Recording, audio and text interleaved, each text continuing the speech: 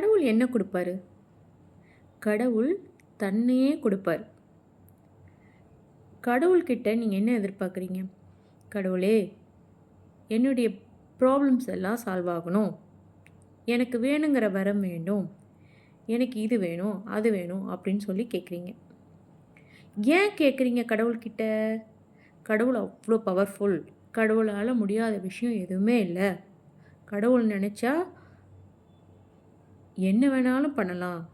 ஒரு துளி நேரத்தில் அவர் உலகையே தலைகீழாக புரட்டலாம். நம்ம வாழ்க்கையே நிறைய பேர் பார்த்துருக்கோம். ஒரு சின்ன ஆக்சிடெண்ட்டில் அவங்களோட வாழ்க்கையே வீணாக போயிடும். இன்னும் நிறைய பேரை பார்த்துருக்கோம்.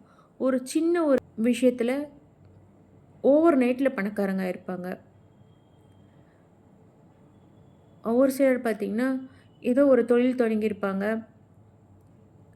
டக்குன்னு பார்த்திங்கன்னா அவங்க தொழிலில் அவ்வளோ ஒரு முன்னேற்றம் நடந்து ஒரு மாபெரும் நிலைக்கு வந்திருப்பாங்க.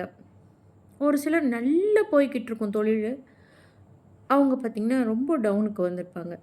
சரிங்களா? அப்போ இது எல்லாத்தையும் பார்த்துட்டு தானே நம்ம அப்போ கடவுளால் முடியாத விஷயம் எதுவுமே இல்லை, காக்கவும் செய்வார் அழிக்கவும் செய்வாருன்னு நம்ம சொல்கிறோம். அப்போ கடவுள் நமக்கு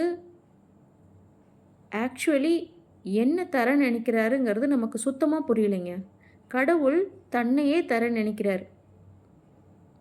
நாம் ஒரு குருக்கு கீழே வாசியோகம் பயின்று தீட்சை வாங்க பெற்று நம்ம மூலாதாரத்திலிருந்து நம்ம புருவ மத்திக்கு சக்தி எழும்பி சிவசக்தி நிலையில் நாம் பக்தி யோகம், கிரியா யோகம், ஞான யோகம் இதெல்லாம் ஆக்டிவேட் ஆகி நமக்குள்ள வாசியோகம் நடைபெற்று நாம் அன்புடனும் கருணையுடனும் ஜீவகாருண்ய வாழ்க்கை வாழும்போது நாம்ளே அந்த கடவுள் ஆகிடுவோங்க.